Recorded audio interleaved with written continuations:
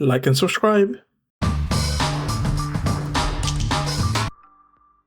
The history of toast, of course, begins with bread. The earliest archaeological evidence of flour dates back some would hope so. 40,000 years, and it's likely people were making flatbreads around that time too.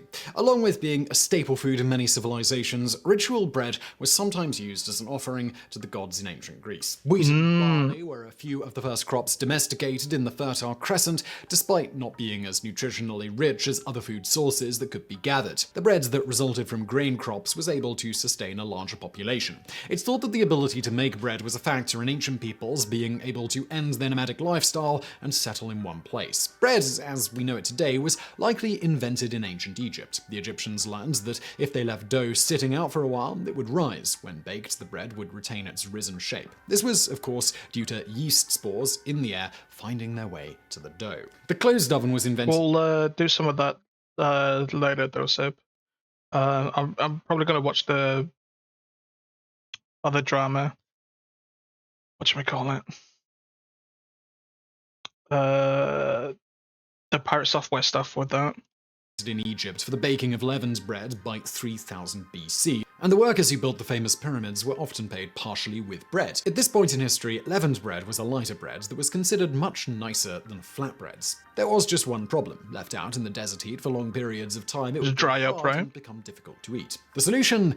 Well, that would be toast. It's generally thought that toast originated as a way to preserve bread rather than items smothered in butter and jam. By scorching slices of bread, they lasted longer as a palatable food. This is also why French toast first began being made. It's all about not wasting food. The practice of toasting bread became popular in the Roman Empire. The word toast actually comes from the Latin tostum, meaning I've done this before. I've legit had the stove on and toasted bread like that.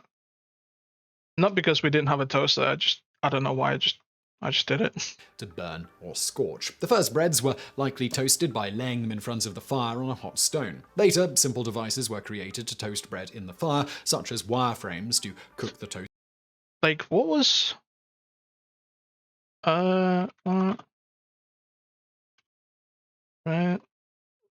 recipe of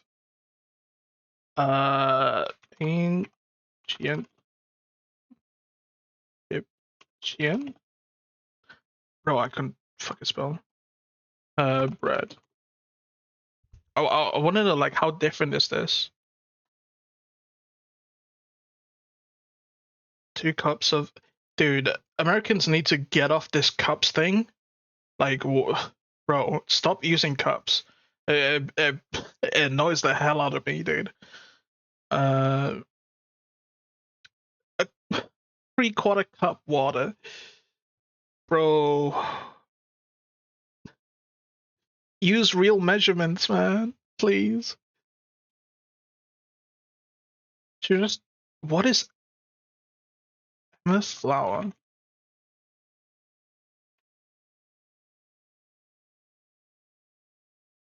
And MS flour. Flour made from emmer wheat. Oh, it's just wheat. Okay. It's not that different. I see there's no oh, there is yeast. Okay. Wild fermentation. Yo, M18. What's up, man? On TikTok. You're an Asian, Doug? Ancient. I said Asian, but okay. How else do we know this enough? What, the cups? Bro, you can't be using cups as a measurement.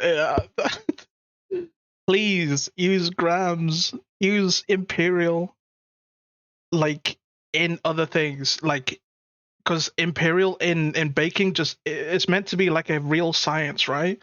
It's meant to be accurate. Having cups is, hey, that's just you, man. Toast more evenly, or even sticks. Use metric. Were used to toast marshmallows over a campfire today. The first electric toaster was invented in 1893 by Scotsman Alan McMasters, but it wasn't very popular. The iron wiring would often melt, creating a fire hazard. That was if people could... Oh, that's good, man. I hope you're doing good. Yeah. I'm doing fine. I'm doing fine. We use those for guns? No, Maine. You don't understand. Okay, I would be honest. You guys use metric for everything that matters in the country, like your sciences. It uses metric. It's only the people that use imperial, like the everyday guy. Like, and you throw a couple of things in there, like football fields and stuff, right? So yeah, you guys use metric a lot. It's just you just don't know it on like for the regular person. Use the toaster at all, as electricity wasn't widespread at the time. In 1905, two Chicago inventors created an alloy that was highly fire resistant. That meant others could take another This is shot aluminum. at a safer and more effective electric toaster. Several different electric toasters were invented around the same time. Oh my god, I just said aluminum. Fucking kill me. These toasters could only toast one side of the bread at once, and then the bread I've seen would be these. flipped over. I've seen these Developments used. included the automatic toast turner, created in 1913, the semi-automatic toaster, which turned off the heating element when the bread was cooked. The modern timed pop-up toaster was I think I've seen those other ones because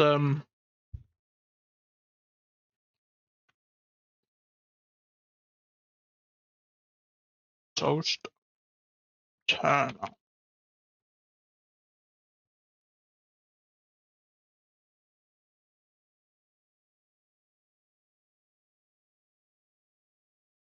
Old toaster.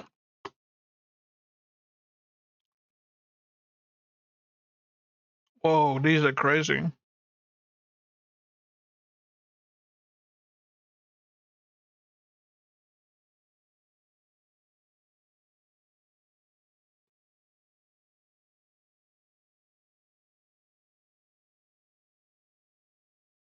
Oh, they turn like this. That's cool. That's some cool stuff. Yeah, if you remember for tomorrow. created in 1919. By this time, an invention was in the works that would make grabbing some toast in the morning even easier: pre-sliced bread. The world's first commercially used automatic bread slicer was invented by Otto Frederick Rodweder in Davenport, Iowa. He built a prototype of his bread slicer in 1912. Unfortunately, his blueprints and machine were destroyed in a fire in 1917. From there, he struggled to obtain funding to begin again on his machine, as the idea of pre-sliced bread was not popular among bakers. Yes, even the invention Nah, they look down upon my man for selling sliced bread. Look at him now, man. Look at him now. of pre-sliced bread, which shortly would give us the phrase "the greatest thing since sliced bread," was a hard sell at first because bakers were worried that the bread would go stale before it could be sold. They also felt the reduction in shelf life of bread would not be popular among customers, even if it was reasonably well packaged, to try and delay the inevitable accelerated staleness as much as possible. Soldiering on anyway, in 1927, Rowedo was able to rebuild his machine and produce a model ready to be used in an actual bakery, first selling his bread slicing and wrapping machine to the Chillicothe Baking Company in Chillicothe, Missouri, about 90 miles northeast of Kansas City. The front page of the town's newspaper announced the arrival of this new standard of living with the headline, "Sliced bread is made here." A back page ad Holy, that's some aura farming right there. Back in the day, on July the 6th, 1928, they claimed it knew. was the greatest forward step in the baking industry since bread was wrapped. So for those wondering what the best thing was before sliced bread, from this ad apparently, wrapped bread was the answer. Going back to the staleness problem, in order to get around that issue, Roweder initially tried Additives, right? pieces of bread together after slicing it with pins. The pins would then be removed when you wanted to slice. This didn't really work out for a variety of reasons, and he ultimately simply modified his machine to wrap the sliced loaves in wax paper directly after slicing. Pre-sliced bread helped to further popularize toast and the toaster because it was easy to grab a few uniformly cut slices, pop them in the toaster, and have breakfast a few minutes later. And the rest, as they say, is tasty. Tasty history. And now for a bonus fact. In 1943, Yeah, man, how does it feel looking at your birth? Claude R. Wickard, the head of the War Foods Administration as well as the Secretary of Agriculture, got the bright idea to ban pre-sliced bread in America, which he did on What? Ban pre-sliced bread? That's wild. January the 18th, 1943. Why? Conservation of resources, particularly generally thought to have been about conserving wax paper, wheat, and steel. With regards to the wax paper, by FDA regulations, pre-sliced bread used much thicker wax paper than loaves sold whole. This is due to the fact that sliced bread, not surprisingly, go stale significantly faster than loaves after unsliced. Oddly, while this was officially stated as the reason for the ban, according to the War Production Board, most bread-making companies had wax paper War Production Board. Why would they? What does the War Production Board do? This is crazy.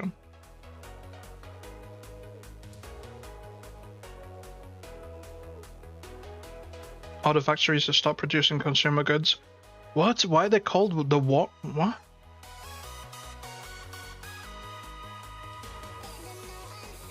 To coordinate and control the production of war materials. Oh, okay. Okay, that makes sense. That makes sense. Never mind. Yeah, that makes sense. supplies on hand to last several months, even if they didn't buy any more during that span. And beyond that, there was no shortage elsewhere at the time. It has also been suggested that a secondary goal was to try to conserve wheat and to lower bread and flour prices. Around World War II, the Office of Price Administration had authorized an increase in flour prices by about 10%. This naturally resulted in the price of bread increasing. Further, when pre-sliced bread was first introduced nationwide, it drastically increased bread sales. So the thought was that by banning pre-sliced bread, the amount of bread consumed would go down. This would then reduce the demand for flour and wheat and thus decrease the prices of those products while simultaneously increasing stockpiles of wheat. Of course, as with the wax paper reasoning, the idea of conserving wheat That doesn't sound like it's a real thing. That doesn't sound like a real fix at all. seems an odd thing given that at the time of the ban, the US had stockpiled over 1 billion bushels of wheat. This was enough to meet the United States' needs for about 2 years. Oh, so they were just lying. Okay.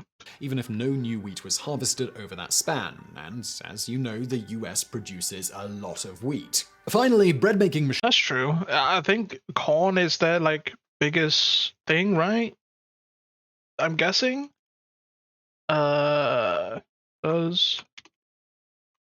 America produce more corn or wheat? More corn than wheat. Yeah, I thought so. It's why you guys are sipping on corn syrup, man, in your drinks.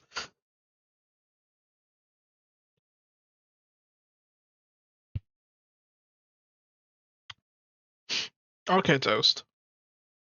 Machines used quite a bit of steel in their production, so it has been suggested that one of the reasons for this sliced bread ban was to conserve this metal. This line of reasoning also seems somewhat dubious, as most bread manufacturers weren't actively buying new bread slicing machines at any given time, so the benefit would be marginal, even accounting for the machine's So why would they be large size lying? and significant amount of metal used in its production. As you might imagine, banning pre-sliced bread did not go over well with the masses. The best thing since sliced bread is an expression for a reason. As one woman aptly put in a letter appearing in the New York Times, I should like to let you know how important sliced bread is to the morale and saneness of a household. My husband and 4 children are all in a rush during and after breakfast. Without ready sliced bread, I must do the slicing for toast, 2 pieces for each one. That's Ooh, and it's uneven. Dude, sliced bread is goated stuff, man. 10. For their lunches, I must cut by hand at least 20 slices for 2 sandwiches apiece. Afterward, I make my own toast, 22 slices of bread to be cut in a hurry. Within about 3 months of the ban being introduced, on March the 8th, 1943, it was rescinded. Upon lifting the ban, Wickard stated, "Our experience with the order leads us to believe that the savings are not as much as we expected." Finally, if you're wondering who coined the expression "the best thing since sliced bread," the first documented instance is thought to be in a 1952 interview where the famous comedian Red Skelton advised the Salisbury, Maryland Times to, quote, "not worry about television, it's the greatest thing since sliced bread."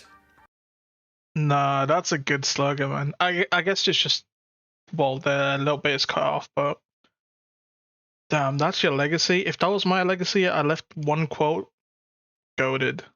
So I really hope you found this die video happy. interesting. Don't forget to like and subscribe, and if you want to catch me live, I stream here on YouTube, Twitch and Kick. You can join my Discord to get notified. Big shout outs to my members. Thank you.